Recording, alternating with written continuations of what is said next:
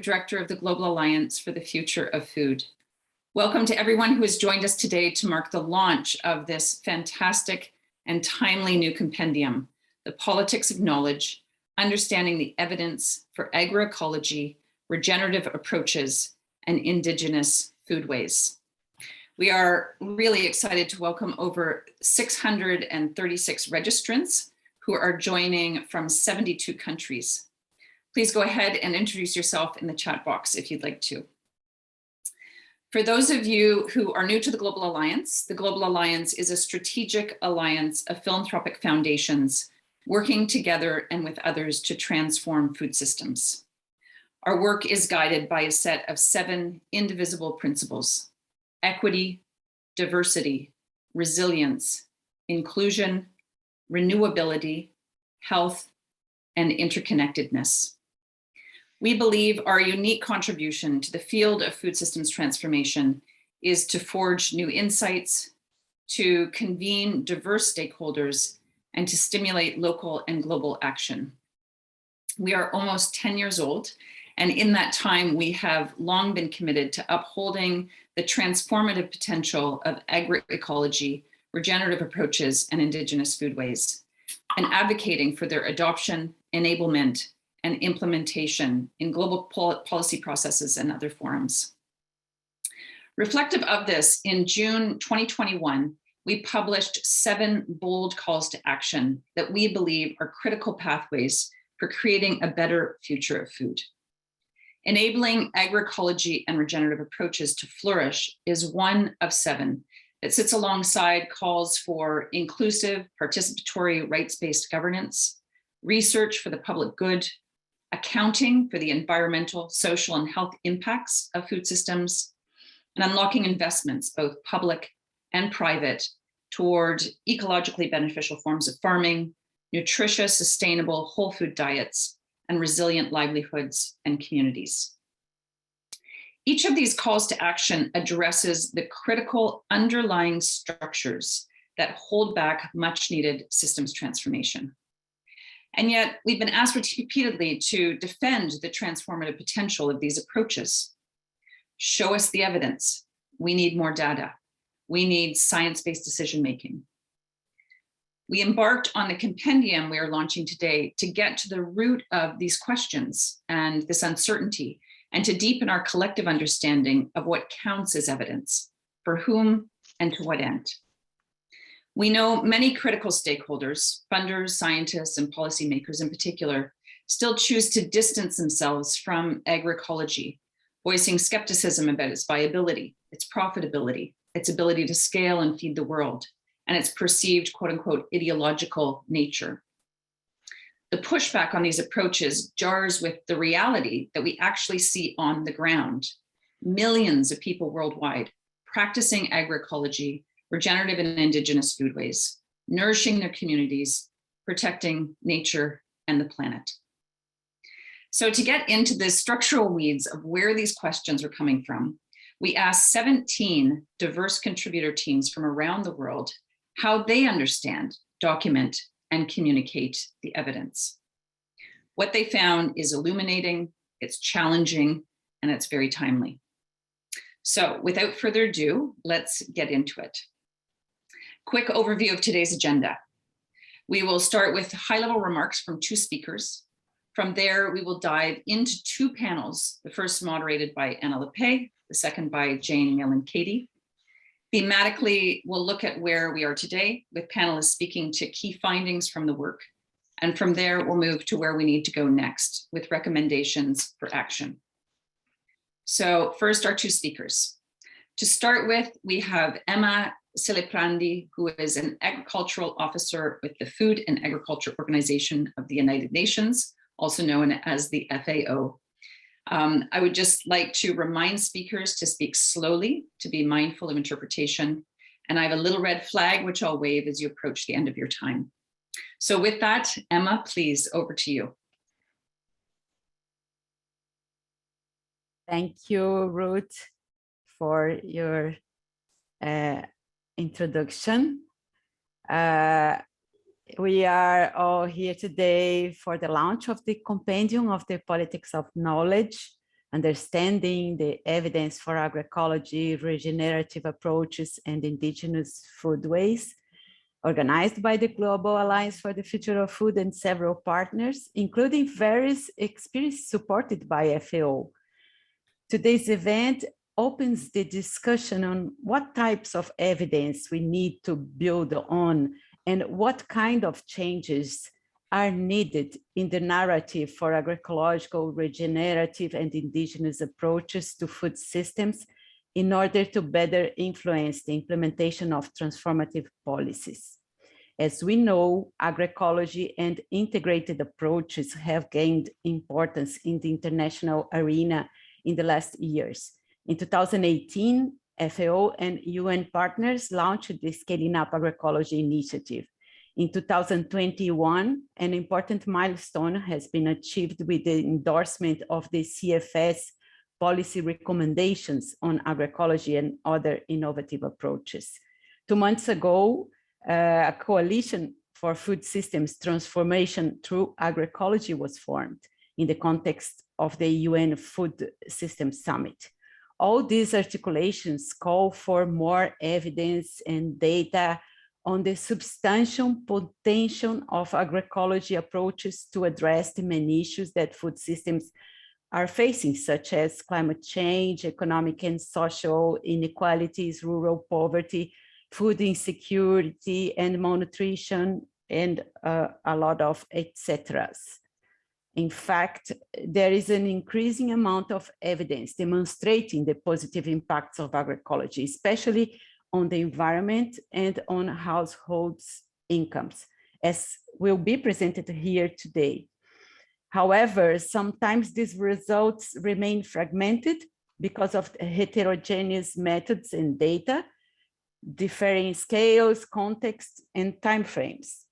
In addition, as the compendium highlights, due to political power and a narrow view of what counts as evidence and who can contribute to evidence, those transformative approaches often are marginalized and do not receive sufficient attention in order to influence political decision for transformative policies in agri-food sector. Of course, knowledge gaps remain and should be addressed. There is a need for global and harmonized evidence on the multidimensional performance of agroecology and other integrated approaches to inform the policymaking processes. However, the co-creation of knowledge in this process is paramount. This evidence needs to be built in an inclusive manner, ensuring the diversity of actors operating in different scales, timeframes, and contexts. This topic is not new for FAO. In fact, we have been working on generating evidence on agroecology since 2014 in regional and international seminars, symposia, meetings. Mandated by its members, FAO has developed tools, metrics, and guidelines to support sustainable transitions through agroecology and integrated approaches in line with the national priorities.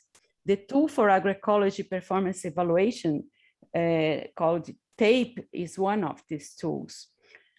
FAO's new strategic framework focuses on the transformation to more efficient, inclusive, resilience, and sustainable agri-food systems for better production, better nutrition, a better environment, and a better life, leaving no one behind.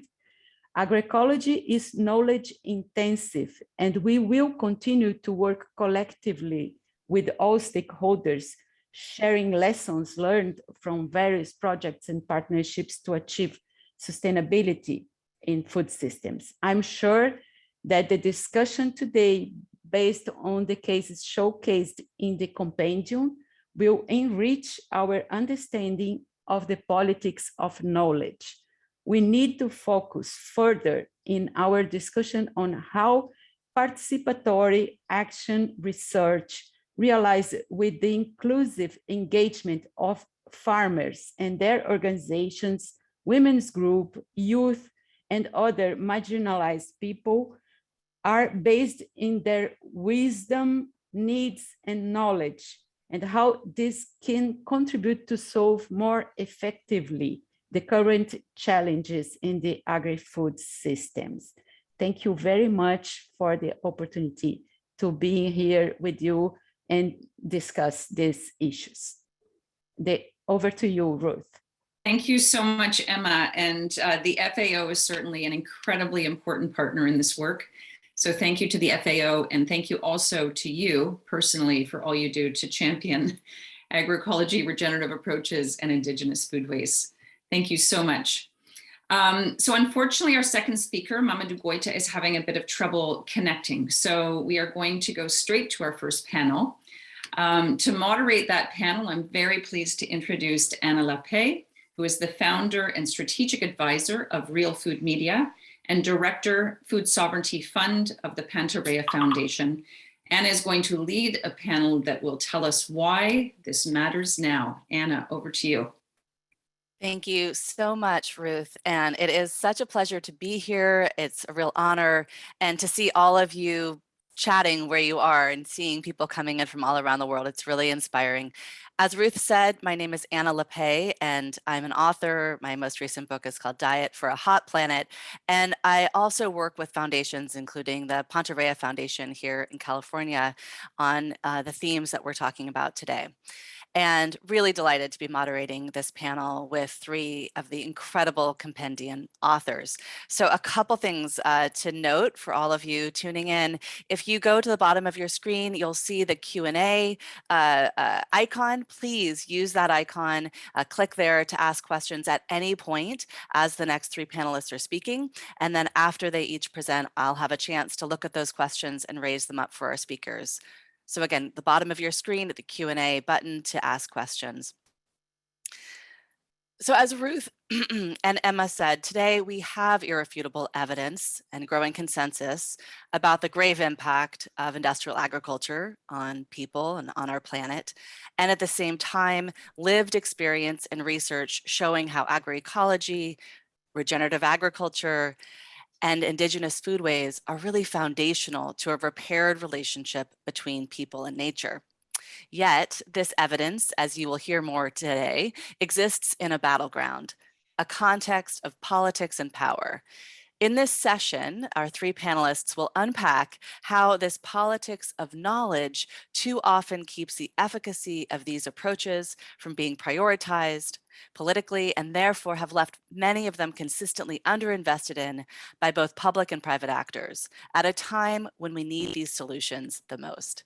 And so I'm delighted to introduce the three speakers that we have with us. And I'll just say a few words about all three, and then I'll turn it over to our first speaker. So first we'll hear from Maywa Montenegro DeWitt, who is an associate professor in the Department of Environmental Studies at the University of California, Santa Cruz, and a co-founder of the Agroecology Research Action Collective. Maywa will talk about this theme of the politics of knowledge.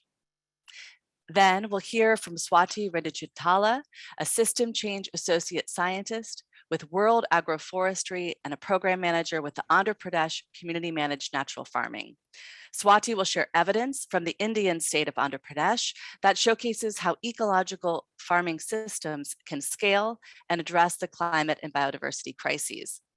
Finally, we'll hear from Francisco Rosado-May, who is a founding president and full professor at the Mayan Intercultural University and works with the Indigenous Partnership for Agrobiodiversity and Food Sovereignty. Francisco will lend his voice to the importance of biocultural heritage as part of this conversation. And each speaker will speak for about 7 minutes, and I'll have a little time card I'll lift up after 7 minutes. And then we'll have time for your questions. So again, please use that Q&A feature at the bottom of your screen. And let me now turn it over to Maywa. Welcome. I'm really looking forward to hearing from you. Hi, thank you so much, Anna. And I'm going to just briefly screen share. Please let me know if you see it in full mode. All good? Okay, yes, excellent. That's good.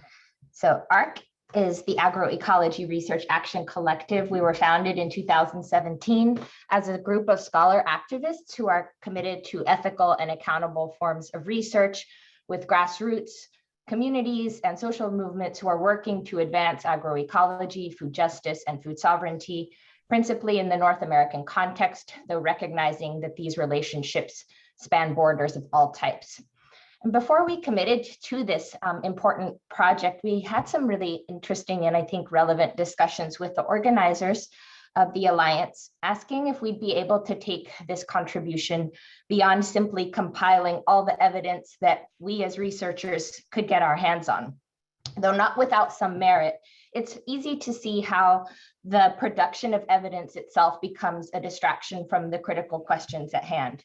As we've seen in the case of climate change, the surfeit and the activity of accumulating evidence has little to do with the lock-ins of privilege and power that sustain carbon-driven economies globally. And by the same token, we were concerned that if we mostly busy ourselves with amassing evidence for agroecology, we can't uproot what Bruce Braun calls buried epistemologies, these colonial parameters by which evidence is constructed and handed down through the generations as credible. We can't ask about the evidentiary standards for saying that something is empirically true. So once the Alliance told us that these provocations were welcome, we said, yes, we are in, we're excited to contribute. And here I'd like to shout out Hannah Whitman, Molly Anderson, Antonio Roman Alcala, Vivian Waters, and Alistair Isles for your collective work on the ideas we pooled. And I'm gonna share briefly with you 4 insights that we contributed to the compendium. So first, we note that food systems tend to rely on particular kinds of quantitative evidence that are generally based in positivist principles. And by this, I simply mean that evidence is characterized by empirically observable phenomena, reducible to clearly defined and generalizable variables. For example, you might test your hypothesis that intercropping with buckwheat enhances pollinator biodiversity and abundance by creating your plot and then testing the before and after treatment of your introduction with buckwheat. And such approaches have been extraordinarily helpful for assessing environmental change. They have their limits too, however, and they often can't explain complex webs of biophysical relations beyond the specific, often static reference points of the experimental design. Through the required simplification, they often fail to make sense of social factors like land access, like gender roles, and farmer expertise that strongly influence what farmers actually do under real world conditions. So as a starting point, we wanted to challenge reductive forms of evidence as the only type we should be considering as the evidence base for agroecology. Second, once we start to include but move beyond positivism, we argue it's possible to see a much richer empirical foundation for agroecology come into view. For example, complexity theory is now the cornerstone of much agroecology science, but policy assessments often fail to recognize that in this move to complexity, to borrow from Vandermeer and Perfecto, we're not just saying that systems are complicated. Complicated does not mean complex. As Levins and Lewontin say in The Dialectical Biologist, it's not just that the whole is more than the sum of its parts, but that the parts acquire new properties.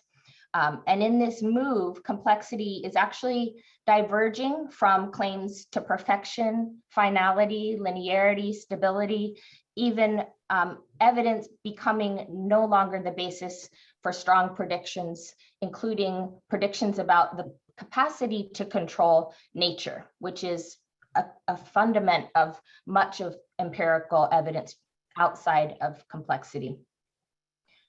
Relatedly, when we call attention to evidence as political and value laden. Here we are drawing on a range of critical social sciences that begin with core assumptions that knowledge is always situated in time, place, and historical context, that truths are contested, negotiated, that science as a social practice is never neutral or value-free. It's an understanding that nature is socially produced and society is always in relation to nature. And we argue that STS feminist studies decolonial and indigenous studies, environmental justice, among other fields, have much to offer agroecology in terms of interpreting different kinds of evidence based on partial, situated standpoints rather than these universal or omniscient points of view. And fourth and finally, we suggest that the project at hand isn't simply about opening space for complexity theory or even the critical social sciences. It's about expanding the birth of evidence beyond Western cosmologies. Here, there's abundant evidence to be found among forms of knowledge making and sharing that are owned and practiced by indigenous communities, migrant farm workers, pastoralists, and care workers across the food chain. For example, Native peoples in the Pacific Northwest recognize at least 22 types of high bush cranberry, whereas the Linnaean taxonomy we largely rely on recognizes just one. Validating this kind of knowledge does not discount the value of Western science, but rather enriches and expands it. What is critical and what I'd like to point out is that this recognition should not further facilitate through inclusion the continued extraction and accumulation of indigenous knowledge, land, and life. And I encourage you to please check out this wonderful Nature paper, Nature Geosciences. And meanwhile, and to close, it bears repeating that Native folks were the planet's original agroecologists, domesticating many of our first crops and livestock cultivars. They continue to steward the majority of the global agrobiodiversity today. Indigenous knowledge then and now asks not only for more evidence, but for more worlds of evidence, including the biophysical, the spiritual, the political, and critically, evidence as produced and gathered by and alongside non-humans with which we share this planet. To summarize, ARC encourages careful, non-extractive attention to food systems expertise is typically excluded from the boundaries around which evidence for agroecology is often drawn. Thank you so much. Thank you so much, Maywa. I'm sure, like many of you, I've jotted down a bunch of questions I had as I was listening, and for those who haven't read the compendium yet, I imagine this whets your appetite to dig in. So I want to turn it now over to Swati, who again will talk to us about the work in Andhra Pradesh that showcases these kinds of ecological farming systems that you heard Maywa talk about. So Swati, over to you. Thank you, Anna. And Maywa, that was a really nice ground that you put up. Before I begin my impassioned call for evidence for this webinar, I want to really tell and clear this myth. It's not us, agroecology versus conventional farming. It's basically us versus us in future. So let us work together. That fractured notion of us versus them, I think we should move beyond that and talk about us versus us in future.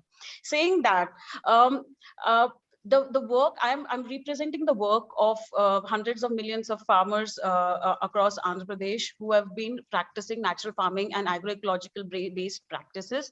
And it is one of the scale programs, the largest agroecological program in the world. While we are the scaling, the aspect we need to understand, there are two aspects to agroecology. One is the technology, the technology of the entire agroecological systems work versus scaling it up. The agroecology has been around for decades now. What we realize that there is enough of groundwork has happened. We know it works. If it is so good, why it hasn't been able to scale up? Why isn't more farmers taking it up? And we realized that there was a major gap where we couldn't link the technology of agroecology, of natural farming, region, whatever the name we say, versus the social transformation, bringing the social capital, bringing communities in the conversation. And that is the gap which was identified in Andhra Pradesh, where we merged the technology of agroecology. It's the wisdom of the communities built over decades along with the social capital where in Andhra Pradesh especially has a rich social capital of women self-help group and federations, which are 2 decades old. 20 years of work has gone into developing communities to steer interventions. And that has helped the program to go from an arithmetic progression of scaling up to a geometric progression, because resources are now intensified. When you are investing into one farmer versus a one self-help group, which is 10 to 15 women who come together, your intensity and your reach to people magnifies. Saying that, the few questions as a scale program we actually come across is this agroecological approach, will it be able to feed the world? And here I want to bring the fatigue of articulation, where the pressure is put on a small and marginal farmer to feed the world. We don't question conventional farming. Is it able, even if we think that it is able to feed the world, what is the quality, what is the nutrition aspect? Is the quantity so important that we are compromising on the quality? And the recent pandemic has shown that more than, apart from health and nutrition, even the immunity aspect is so critical. So we need to bring those aspects also into focus, that quantity, in the debate of quantity versus quality, how much compromise are we willing to make on the conventional farming? And we in Andhra Pradesh, we are able to show that we can follow. There is not all the research evidence. If you look at the compendium there, it has all the studies which have been quoted, which says, not just anecdotally, but it is backed by science, that yield, there is not much of yield penalty on crops.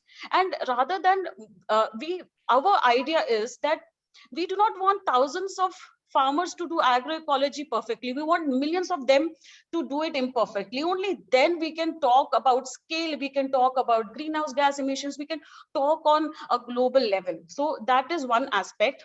And then these feeding the world narrative is backed, the agroecology work that is happening in Andhra Pradesh is backed by science. Where it is unfair to basically compare a yield-based agricultural system with a complete different agroecological system. So we want to change that narrative, which is happening in Andhra Pradesh, which we are doing. Second is, can this approach be scaled? Yes. The shortest answer is yes, it can be scaled.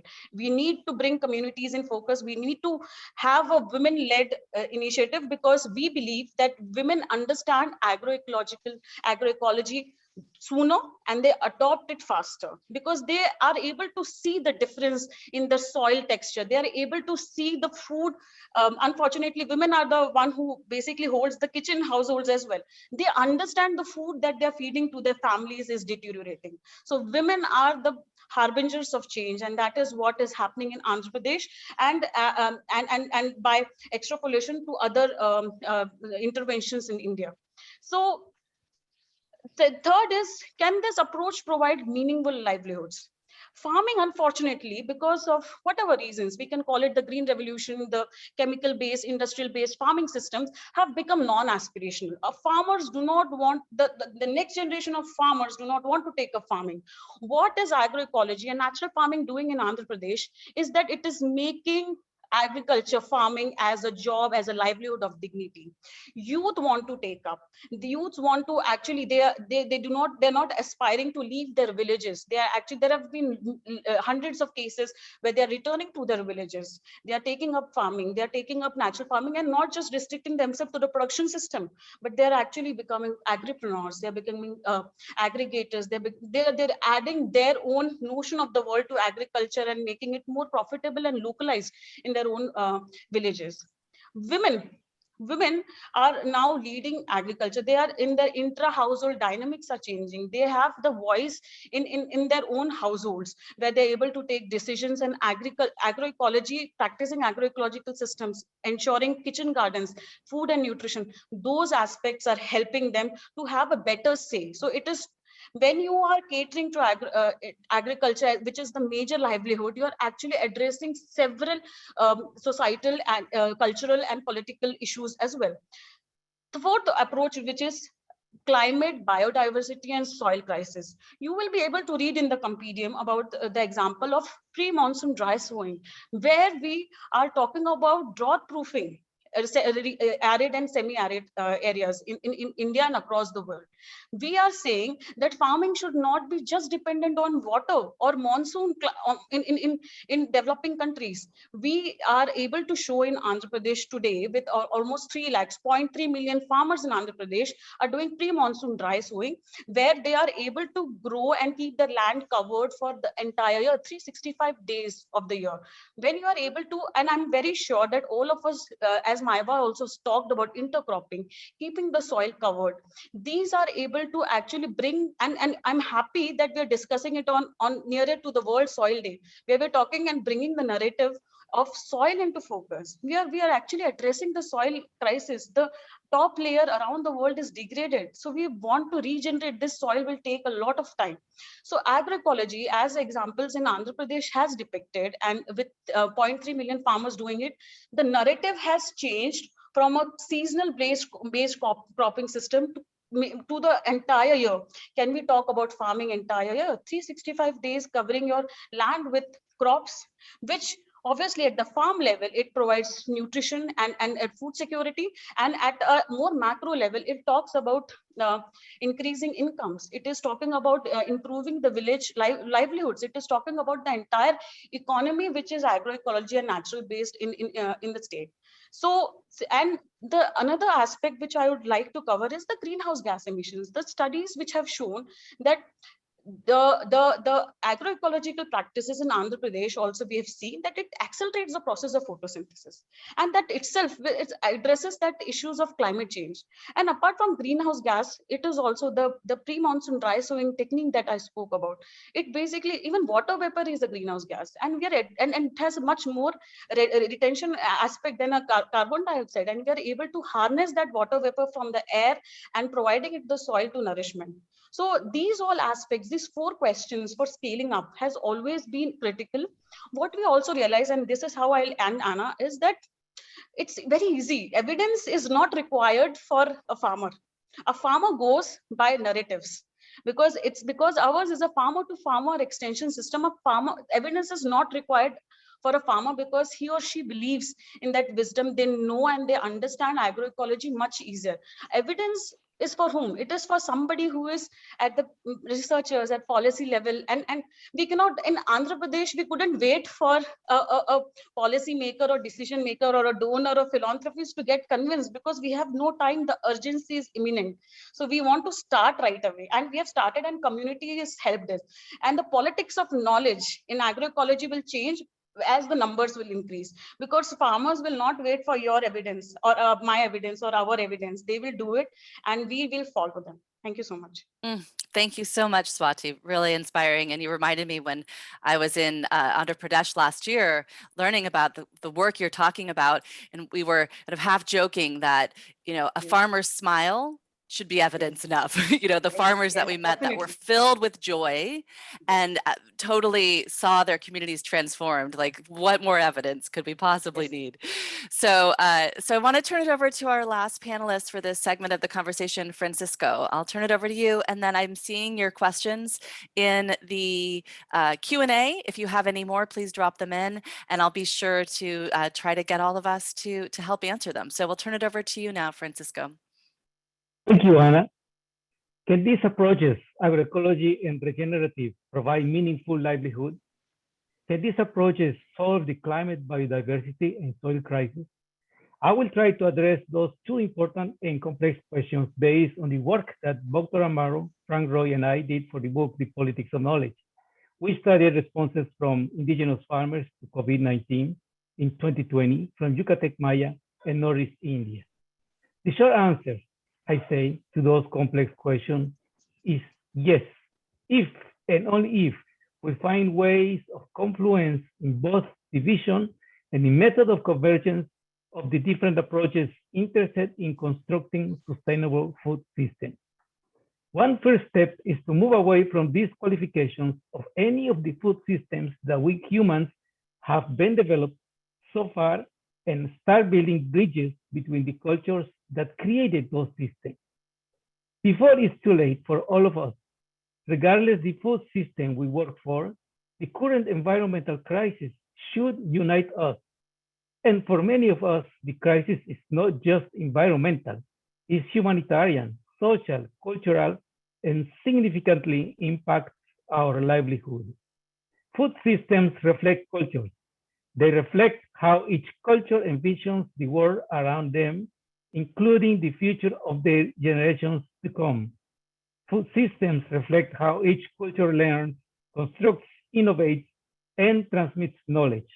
Thus, the further apart the cultures are, the more difficult and complex will be to find confluences and convergence in world vision. Based on the above, the initial answer to the two specific questions addressed here need some consideration. The size of farm and the culture of the farmers play a critical role in the process of convergence for food systems transformation towards sustainability.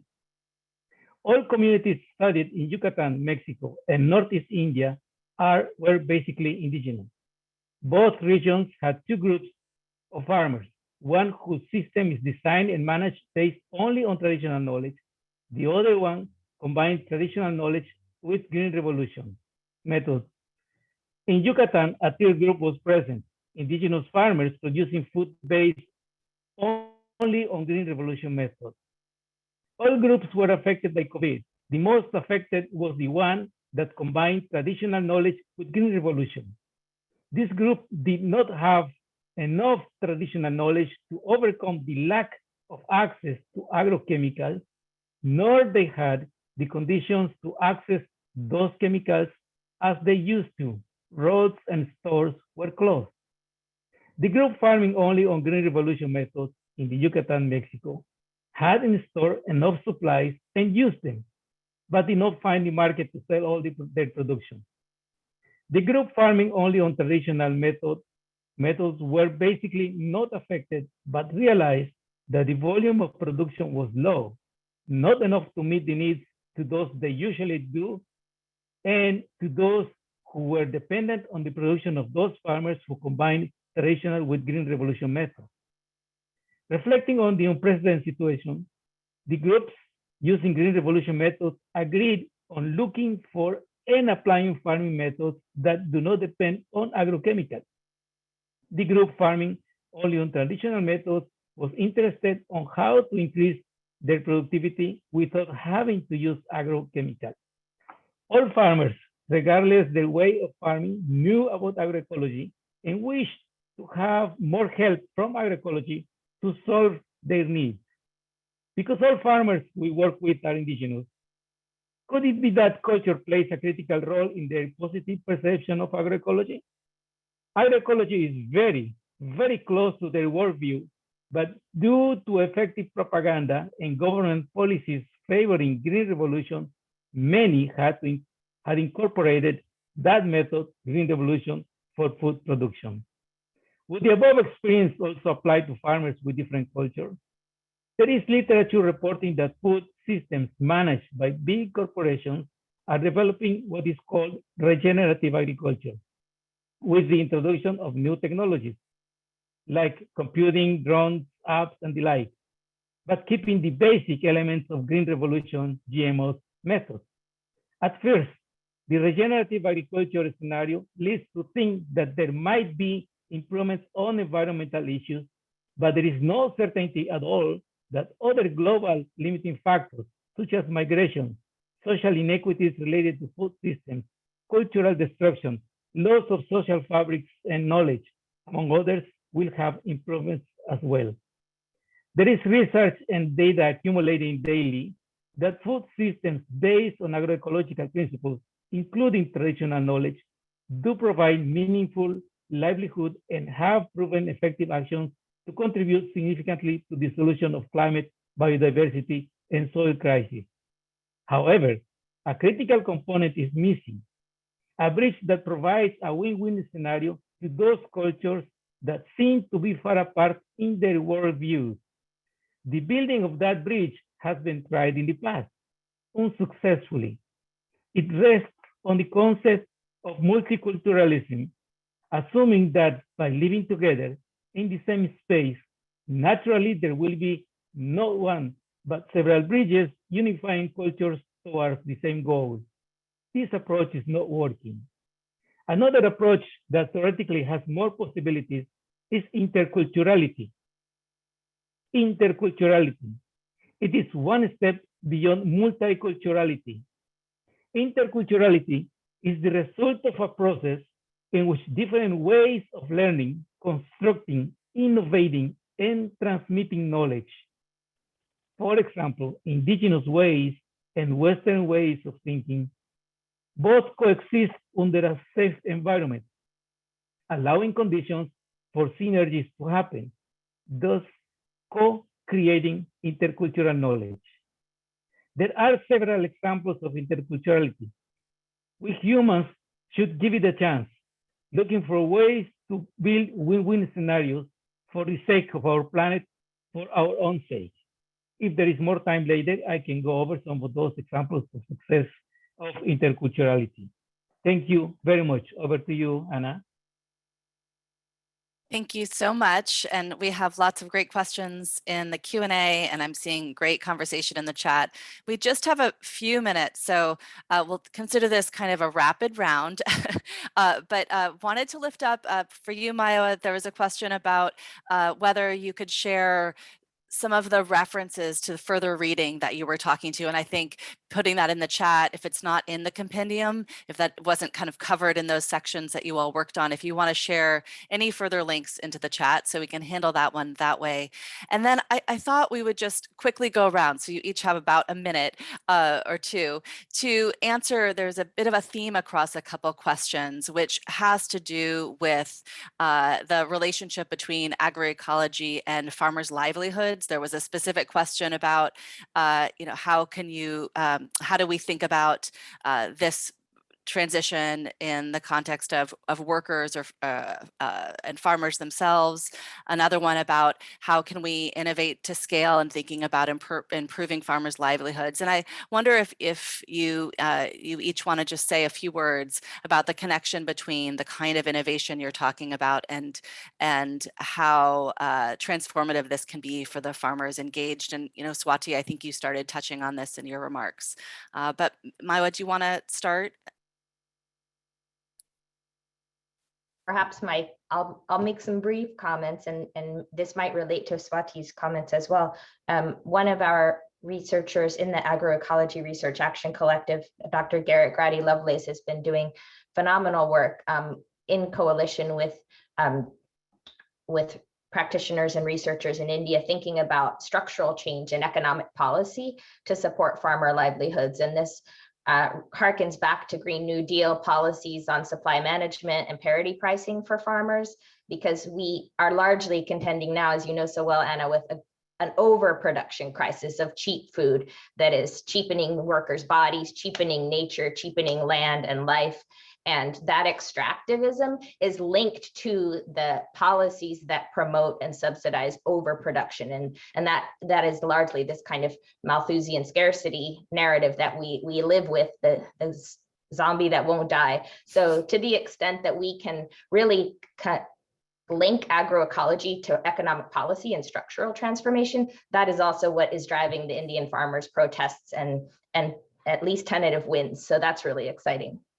Thank you so much. And Swati, do you want to jump in and add any further thoughts? So I want to address both the livelihood aspect and the innovation aspect. What we in Andhra Pradesh are seeing that a Swati or an Anna, if he goes to and speaks to a farmer, the transformation will not happen. We allow only farmers who have practiced themselves natural farming and agroecology to speak to another farmer, because we as a person will not be able to convincing. When a farmer tells he or she tells another farmer that I have done it, I have seen that change happening, and you should also try it.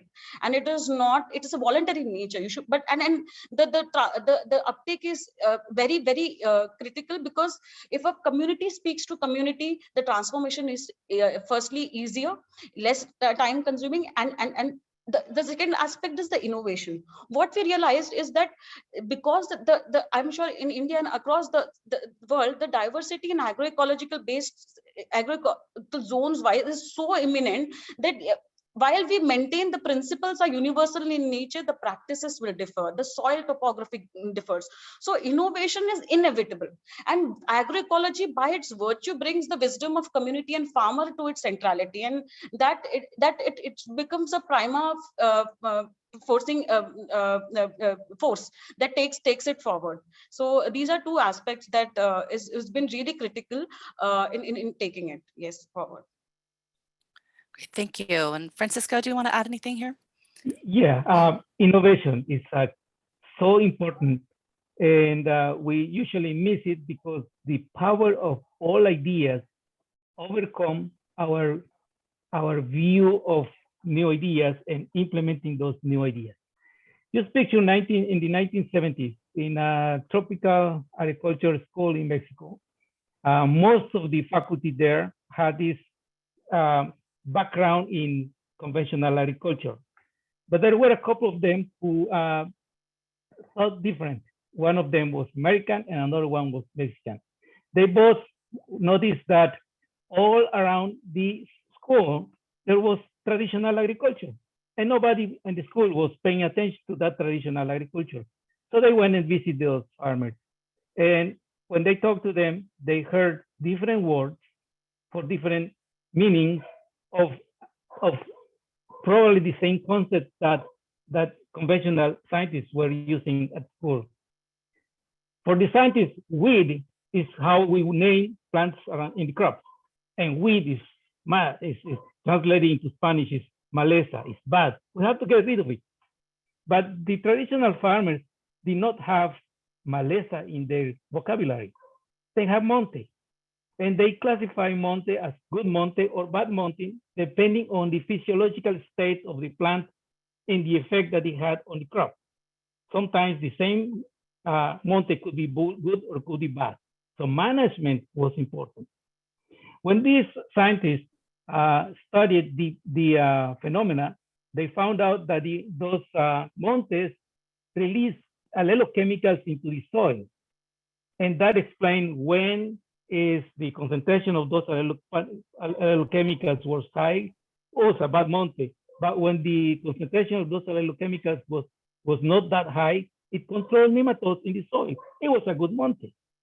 There was no need to use any other herbicide or nematicide, blah, blah. The system was in a state of dynamic equilibrium.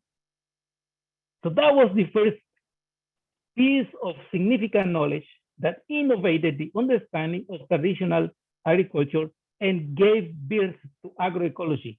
Agroecology is actually a result of this process of continuing looking for innovation by understanding that different cultures, the scientists, the ecologists, and the pathologists had a conventional training, had a scientific method training, had a Western thinking training, but were open enough to understand another way of seeing things, another way of learning, another way of creating knowledge, another way of understanding nature. The combination of these two things created agroecology. And that was only a tip of the whole system, and we're not even scratching the tip of that system. So the room for innovation is there. I can go over and over, just mentioning examples of how we are finding ecological concepts at work in traditional systems, which explain the sustainability of those systems. But I also say, like in my presentation, there are limitations now because the system of knowledge is being lost rapidly. So there is now a higher need to combine, before it's totally lost, traditional knowledge with science and co-create intercultural knowledge. That's the message. Thank you. Thank you so much. I'm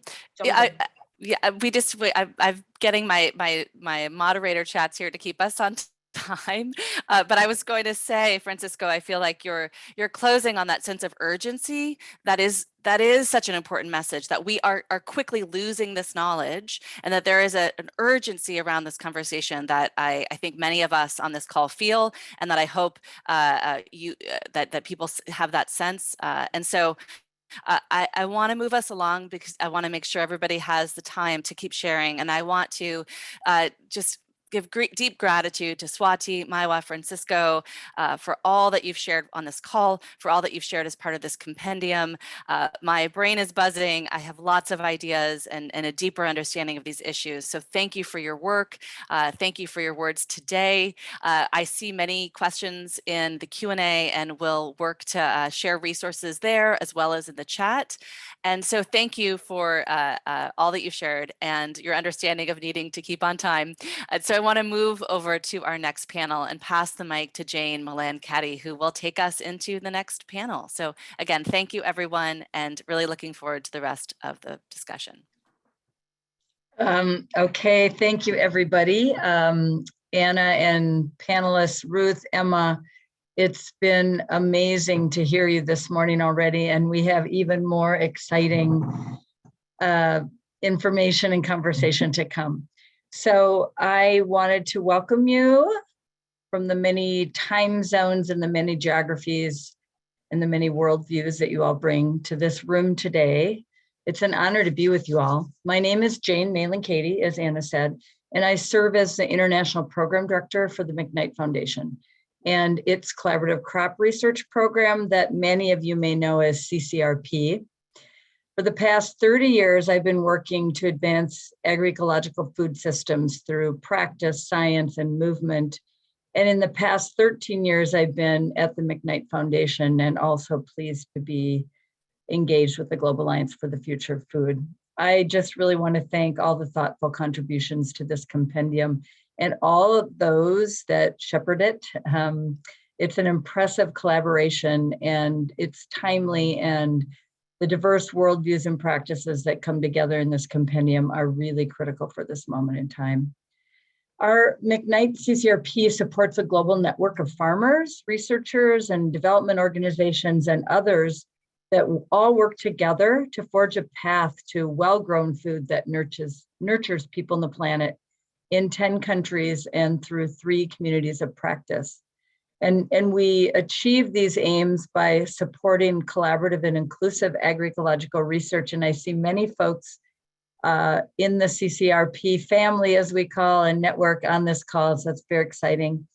And we often support multi-year research grants, capacity strengthening, and convening and communications and engaging with others. So within CCRP, our approach really hinges on the idea of co-creation and the sharing of knowledge. And collectively, we've been honored to contribute to and learn from others in this compendium. And this session, particularly now, we're going to be focusing on where we go next for a transformative research and action agenda. Before I turn it over to the panelists, I just wanted to comment that as part of a funding organization, I can be the first to say that funders and donors must step up and catalyze a transformative research and action agenda, one that is transdisciplinary, to Francisco's point, interculturality, focused on political and social justice and the right to food and food sovereignty, and that also challenges the entrenched power and vested interest in these structural lock-ins. For example, we know that it's imperative to decolonize and democratize knowledge systems within education, research, and innovation, and really excited by the work of the Agroecology Collective that Maywa was talking about. There's also, it's really important to bring various stakeholders together, actors across the food system, farmers, researchers, policymakers, donors, consumers, and others to leverage that food transformation. So the food systems transformation. So in the compendium, there are many examples within the network, many examples that illustrate this. And our next 3 speakers who are going to be talking about this come from funder and policy action networks, and they're going to be able to share some of their thoughts. And all of that leading to the recognition that it's really time to reassert research as a public good. And why now? In 2022, it's time to mobilize for the momentum that enables agroecology, regenerative approaches, and indigenous foodways to flourish. And So we're going to move to our speakers now. And I just want to do another reminder. I see people started using the Q&A button in the last session. Please keep putting your questions there, and we'll be saving some time at the end to address them. And also a reminder that if you have not signed up for an interpretation language, one of our speakers, I believe, will be speaking in French. So just a reminder of interpretation sign up as well. So we're going to start with Peter Gubbels, who's going to be talking to us about accelerating this transformation. Peter is Groundswell's Director of Action, Learning, and Advocacy for West Africa, and is one of the Groundswell's co-founders, also based in Ghana. So Peter, thank you so much, and I look forward to your thoughts.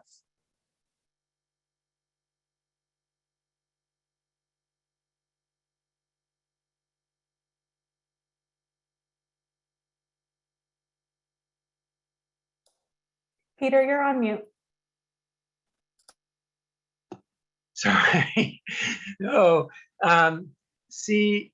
Thank you, Jane, for that introduction. I'm going to go to my slides. I hope everybody can see it. Is that coming up now? Yes, they're coming up. You might want to put them on presenter view. Yeah, I'm trying to do that. Otherwise, we can just go through them like that as well. I'm having some problems. Just give me a minute here. I will have to stop share and go to my, I worked this all out before, but now it seems to be. There you go. There you go, Peter. Okay. Thank you. So thank you, Jane. Hello, everyone. I'll be sharing our Groundswell network experience in West Africa, across 4 countries, our approach to research and action to accelerate transformation of agroecology. So first a word about the word transformation. We see there are 3 sort of pathways or linked approaches to transition that need to work together in order to achieve transformation. But central to accelerating the process of getting to effective agroecological system is the process of co-creation and sharing of knowledge. That's central. The more and the quicker and more effective we can do that, the faster we'll go if we're worried about if we're addressing the issue of acceleration. Okay, so putting it into context, we work in the Sahel, or one of the regions that Groundswell works in is in the Sahel. It is an ecologically fragile and risk-prone area. The main crops include sorghum, millet, and cowpeas, and land degradation and declining soil fertility for a number of reasons is a major problem. So is the issue of climate change. My slide will come up, right? The Sahel, unfortunately, is a hotspot. Temperatures in the Sahel are rising 1.5 times faster than the global average. And this is already leading crops to be beyond their heat threshold, and yields are declining as a result. Now, one of the methods that we use to accelerate the process, the transition process to agroecology, is clustering of villages. So you see here a diagram. We try to group villages into clusters, and then we work intensively in what we call a sentinel village. And then we provide support for that sentinel village to support other neighboring communities, not just farmer to farmer, but community to community learning and exchange. In terms of our research and action approach, it consists, first of all, of identifying, testing, adapting, and then spreading various agroecology innovations, and you see some of the ones listed here. The combination and the sequence and which innovations are taken up depends on the village. It's very knowledge specific, context specific, and it also changes according to the category of farmer within villages as well, which of these innovations are taken up.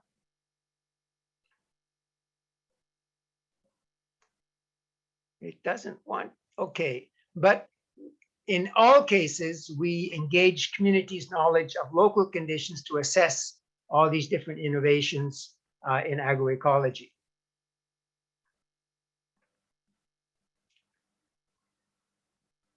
It takes time. Okay, so another dimension of our, or method of our approach is we fostered the creation of decentralized farmer research networks, FRN.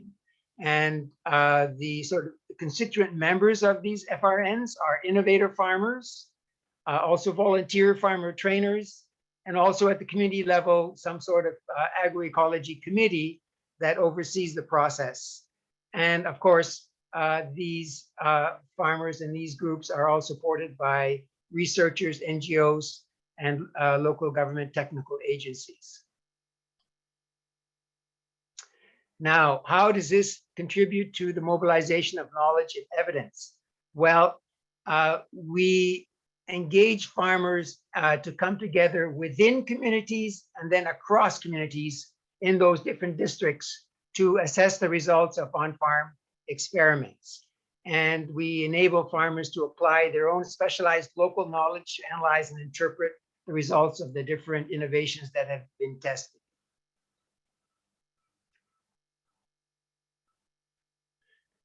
And following that, depending on the outcomes, the next step is massive mobilization of volunteer farmer trainers, men and women, to adapt and spread those agroecology practices that have been tested and deemed to be worthy of spread. There's not going to be enough resources and staff and extension staff to go to every single village. There has to be some sort of mobilization of communities to help spread these innovations. And each of these volunteer farmers are supporting at least 3 to 5 other of their neighbors in their communities to test and adapt at their level.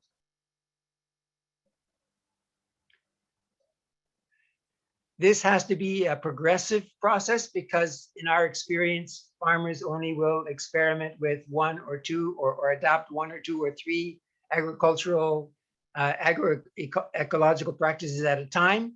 And that won't be enough to transform the farming system to become sustainable and resilient and to deal with all those issues.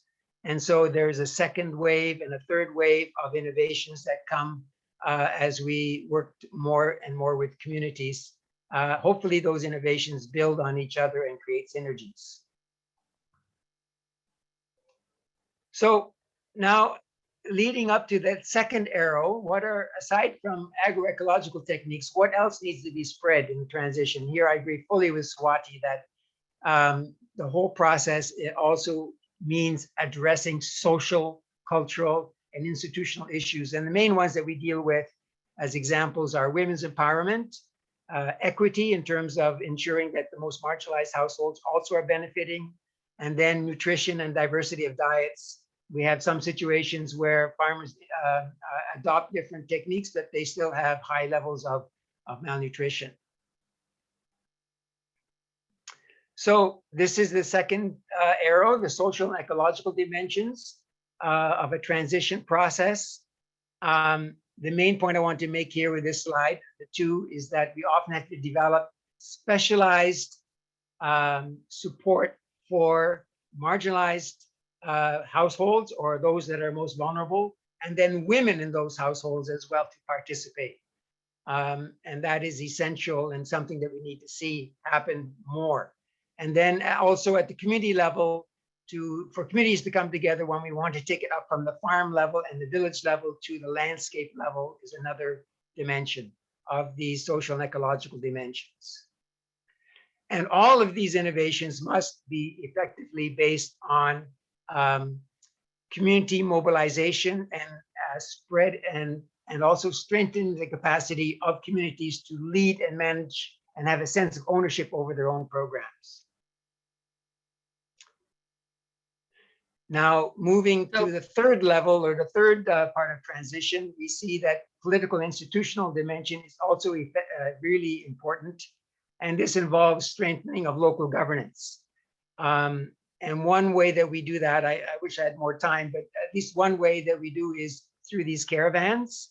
You see here in front of you the picture of a whole set of municipal councillors, mayors, technical staff, local government staff, regional staff, who are coming to visit with villagers to talk about their experiences. Then we take them from one village to the other to the other. And here in this next slide, if it comes up, are the people in front of these municipal councillors and so on, and giving their oral testimonies about what works. And this we have found to be very effective in terms of changing the mentality away from the green revolution type of thinking towards agroecology, when the politicians and councillors hear right from the people what seems to be working, and then trying to be supportive of that, especially when media is there. That also helps to make them more accountable. I don't know what happened. I had other slides. Peter, yeah, we're going to have to wrap up because you've reached your time limit, and I wonder if you want to just sort of provide some closing thoughts. There was a lot of food for thought there, and yeah, I think you've left people wanting more, but right. Thank you for that. Sorry, I thought I had time to 7 minutes, but the last slide I had coming up was about the challenges, and we don't see much of this type of approach to research and action in the field. And there has to be much more. What we see is still the transfer of technology and the conventional approach, and we need to shift that. And then the last point is about funding.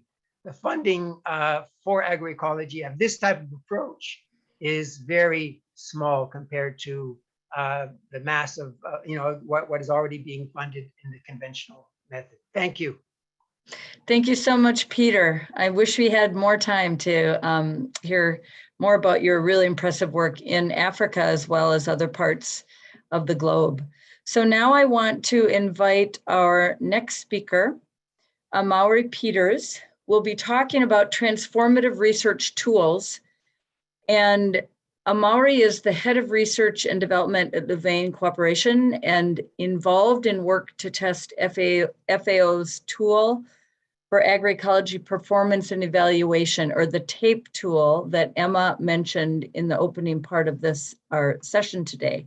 And I just want to remind those who have been listening in English to look at the bottom of your screen and be sure to, if you haven't clicked on English for translation, please do so soon. I think Amaury might be speaking in English, but our next speaker will be speaking in French. So thank you, Amaury. I want to welcome you to today's session. All right, thank you, Jane. I hope you can hear me and see my slides. I think I've already uploaded, well, not share it on the screen, but I'm not seeing what I'm seeing anyway. Just to point out, Amaury, we're seeing your slides, but we're also seeing the thumbnails down the left. Okay. But I don't think it's a problem. There we go. This is good. Okay, thank you. Mm-hmm. Wonderful. All right, very good morning and day for everyone. Today, just want to complement a little bit the contribution from others and taking a look at some of the transformative research and action agenda. So basically, there's been a recognition of the interconnectedness between food system health and resource provided by our planet, especially by indigenous people and farmers. And this calls for an holistic, transdisciplinary and inclusive understanding of food system. Agroecology has been recognized as a credible answer to the different challenges of the current food system, and more prominent in political discourse. There's been proof of these multiple and indivisible in ecological, health, social, economic impact. But we have to face that these evidence remain fragmented, context dependent, and there's still knowledge gaps.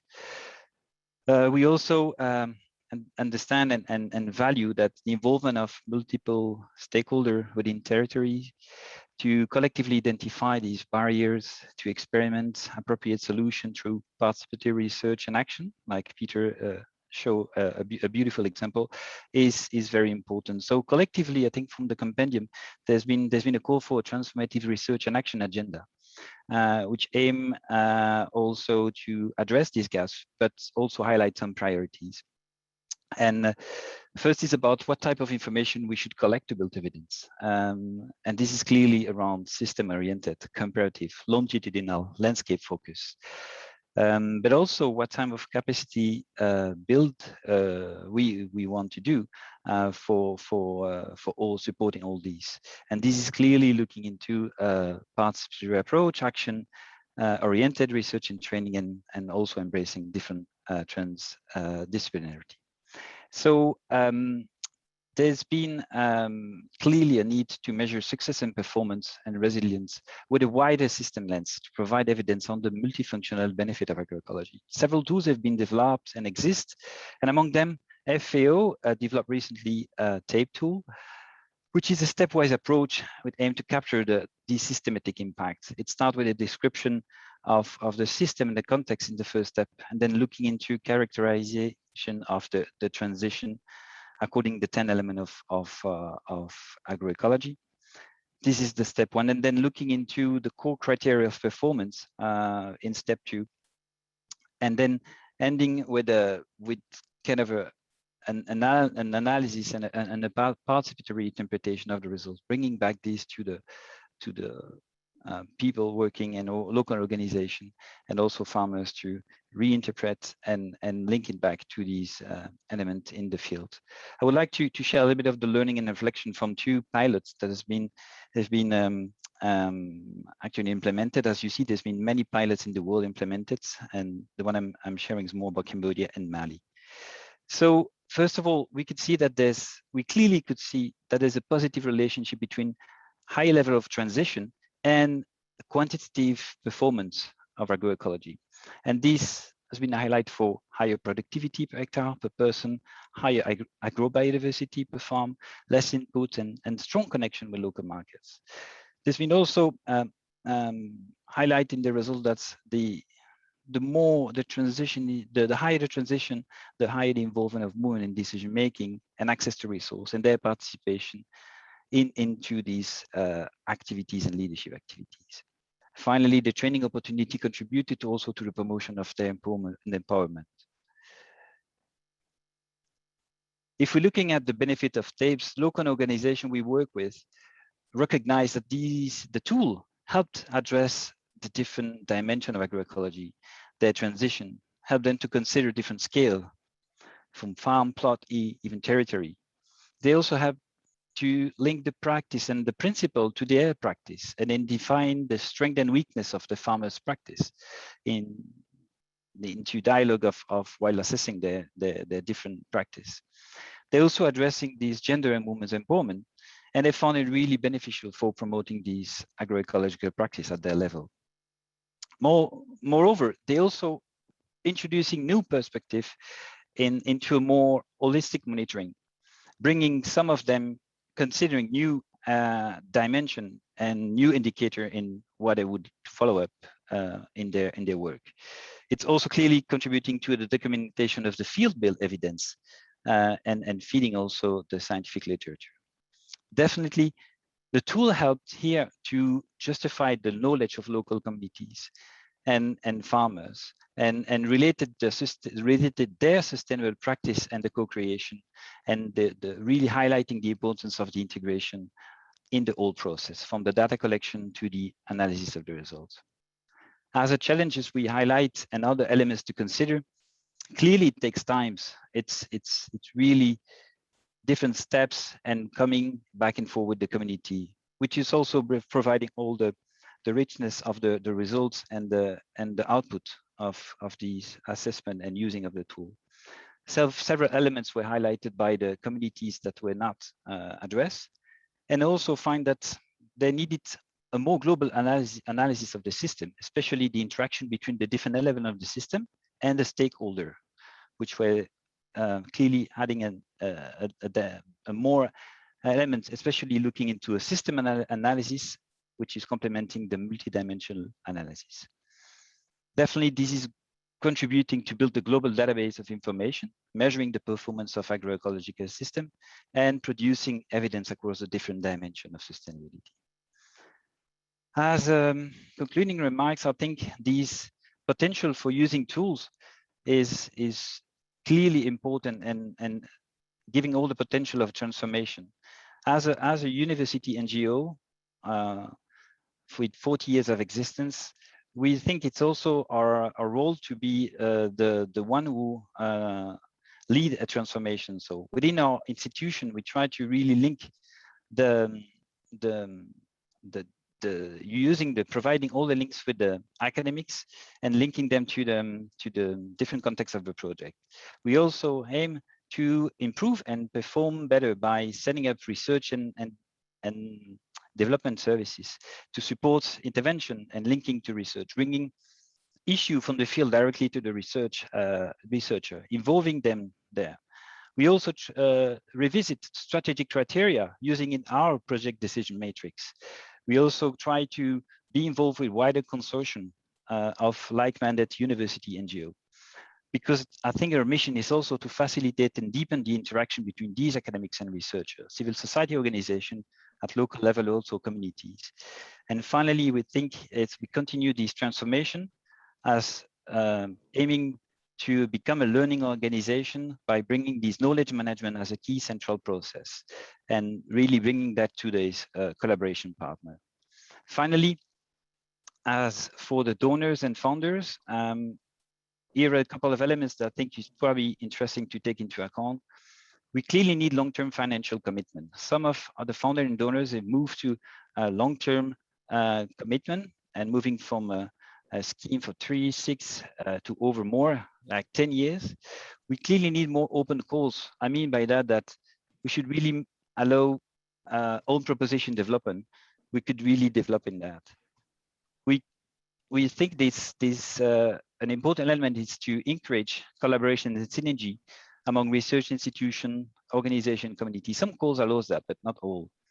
Finally, a few elements which is related to how the project is evaluated and really taking into account the scale of time for impact assessment using mixed method, which is not always the case. Finally, we think we should really value those who engage in system-oriented and multi or transdisciplinary approach and efforts. And as a final thought, I think it would be really beneficial to appreciate degrees of contribution of funded project to a systematic nature of change. I'm referring to the level of agroecology, and to make sure that this is taken into account in the decision of the project funded. Thank you very much. Amaury, thank you so much. We're going to go right to Mariam. We're running short on time here. I just also wanted to encourage the presenters. There are questions in the Q&A. We're not going to have time for a discussion, but you can respond to those in writing. So please take a look at the Q&A. Mariam, I'm very excited for you to be with us. Mariam Sow, who's from Director of ENDA Pronat in Senegal. And Mariam's going to be talking about funding and support and how that can help increase impact. So Mariam, thank you very much. Welcome. Merci beaucoup et toutes mes excuses de ne pas pouvoir participer à la réunion de préparation. Et je crois que, comme on l'a dit, que l'agroécologie aujourd'hui, c'est une alternative, comme on l'a dit, incontournable, à laquelle où on constate que les communautés locales ont bien compris et ont bien essayé de rallumer la flamme. Pourquoi je dis rallumer la flamme? Parce que la plupart des pratiques que les scientifiques aujourd'hui prônent aujourd'hui, c'est des pratiques qui relèvent du savoir-faire des communautés. Donc, ça part d'abord du savoir-faire endogène. Donc, il s'agit aussi de trouver des moyens d'accompagner scientifiquement la mise en application et l'amélioration de ce savoir-là, mais ils sont aussi au niveau de l'action. Donc, c'est le temps de l'action, il faut agir. Et pour agir, vu leur engagement, vu aussi l'engagement de la recherche et aussi de quelques prémices de l'engagement des politiques nationales. Donc, il faut qu'on arrive à mettre le point sur les systèmes de financement de l'agriculture, de l'agroécologie dans nos pays respectifs. Un financement mieux organisé et à ce niveau, les acteurs de l'agroécologie, les communautés paysannes, les ONG, je veux dire la société civile que nous sommes, mais en même temps aussi la recherche et aussi les collectivités locales. Donc, il faut parler aussi de la territorialisation de l'agroécologie. Il y a des collectivités locales engagées. On met en place une dynamique au Sénégal qui s'appelle la transition agroécologique. Et dans cette transition agroécologique, donc, il y a plusieurs interpellations au niveau de nos politiques nationales à ce que cette vision soit intégrée et identifier des méthodes d'accompagnement pour permettre à la jeunesse qui aujourd'hui se cherche à asseoir des fermes agroécologiques viables avec un système de financement qui s'inscrit dans la durée, mais pas des financements qui sont comme ci et comme ça et qui en général ne permettent pas aux jeunes de pousser l'action jusqu'au bout. Mais ce financement aussi doit être accompagné de tout un processus au niveau de la chaîne de production jusqu'à la transformation et aussi travailler beaucoup sur le consommé local pour que ces jeunes-là puissent prendre en charge finalement de leur propre financement, de leur propre activité au niveau des terroirs. Donc, à ce niveau, le Sénégal y travaille, mais c'est certain aussi dans nos propositions, nous pensons que cette démarche ne pourrait être viable que si aussi la communauté, en tout cas les acteurs de l'agroécologie que vous êtes au niveau aussi des pays qui disposent et qui influencent fortement le système de financement, soient impliqués et participer à ce plaidoyer nécessaire tant au niveau national, sous-régional qu'international. Donc cela est fondamental au niveau de l'approche. Tant qu'on ne le fait pas aussi, le financement de l'agroécologie ne pourrait pas être viable. Donc les populations ont besoin de passer à l'action et passer à l'action avec tout un ensemble de systèmes qui sont modifiés, qui sont dérangés par de mauvaises pratiques en termes de dégradation des terres, en termes de la rarification de l'eau, en termes aussi même de consommation. Donc, une dynamique qui s'appelle l'ADITAS est fondamentale et la volonté aussi des communautés internationales est indispensable. Donc, cela suppose une écoute. Mariam, excuse me one second, if I may. Merci beaucoup. Yes, I'm going to ask Mariam to, we need to move on. And so if she has one quick final point, I'm really sorry to interrupt. Our time has gotten away from us. If she has one quick point to make, then I'm going to pass it back to Ruth. Non, j'étais en train de terminer. Mon seul point final, c'est d'arriver à instaurer un dialogue et une communication égalitaire à tous les niveaux. Voilà, merci beaucoup. Je vous laisse la parole. Mariam, thank you so much. That was a really beautiful and profound way to end the conversation today. So thank you for being with us. Ruth, I'm going to pass it back to you. Thank you, Jane. Thank you, everyone. Obviously, there's so much passion and there's so much to say on this topic, which is why we're racing the clock. So I would like to give the final sort of 2.5 minutes to Mamadou Goita, who has been able now to join us. And I'll just reserve 30 seconds at the end on next steps. But Mamadou, I'm going to give you the final word. Mamadou is a member of the IPES Food Panel, the International Panel of Experts on Sustainable Food Systems, and Executive Director of the Institute for Research and Promotion of Alternatives in Development. Mamadou, you get the last word. Thank you very much, Ruth. I'm sorry just not joining on time, but to say that this is a fantastic session that we had, hearing all these friends talking about these experiences, and we can just imagine, you know, if we consolidate the relationship between different continents on the in sharing this knowledge, this very wide range of knowledge, it will be a speed up process for this transition.